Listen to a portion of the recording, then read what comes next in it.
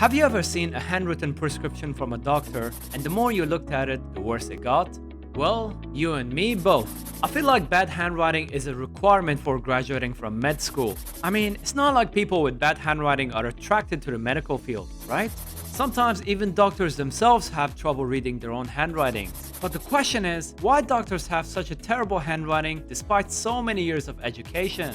Well, stick around to find out why. Although these days most doctors use electronic medical records today, you still come across some handwritten notes from your doctor every now and then, and having a hard time decoding it. Yup, I used the word decode. Now here's some reality for all of us. Doctors take a lot of notes. In fact, doctors have to write far more than most other jobs. That's because anything you talk about with your doctor needs written evidence for your medical history. There's a famous saying in the medical field that if it's not documented, it didn't happen. That means long days with a lot of writing, sometimes for 10 to 12 hours a day.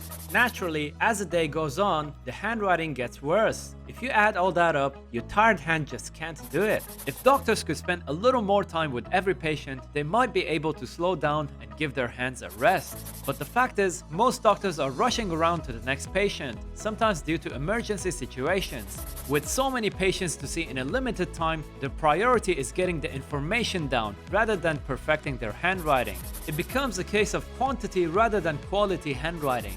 Doctors also use a lot of symbols and short forms, which is not meant for a regular person outside the medical community. So to the general population, it looks like a meaningless drawing by a 5-year-old child. And before we talk about how pharmacists work around a doctor's handwriting, don't forget to leave a like or comment. It really helps out the YouTube algorithm as a lot of time goes into making these videos. So, have you ever wondered how pharmacists can read a doctor's handwriting? It all comes with the understanding that medical experts have in their industry. Some of these words look like total random words to us, but they're totally clear to the medical experts. For example, QD is a shortened version of a Latin phrase meaning 1 per day, and TID is short for 3 times a day. Your pharmacist would know exactly what your doctor wrote, but you'd probably write it off as a child drawing. Also, there is clarity where it matters the most. Doctors are pretty careful when it comes to prescriptions, where a tiny misread could have major consequences. For example, instead of writing mg or mcg, doctors are encouraged to write the whole word like milligram or microgram. However, it's important to say that the bad handwriting stereotype isn't true with all doctors. In fact, there are plenty of doctors who have a genuinely pleasant handwriting that's easy to read. That being said, these days, doctors' handwriting is less of an issue. Many clinics and hospitals are making changes at the system level to get rid of the handwritten notes altogether. These days, electronic prescription and medical notes are becoming more and more common. Most doctors use electronic medical records to cut down on human errors.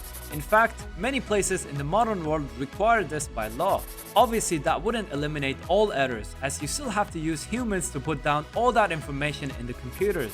And it's a slower process than just writing out a prescription with hands. That being said, human errors are a tiny fraction of what it used to be, compared to when we had the handwritten notes. Whatever the solution, we all benefit from more readable notes from doctors, and the world is a better place because of it. So, have you ever tried to read the doctor's handwriting before? Personally, I've attempted to read some of these doctor notes, but I failed miserably.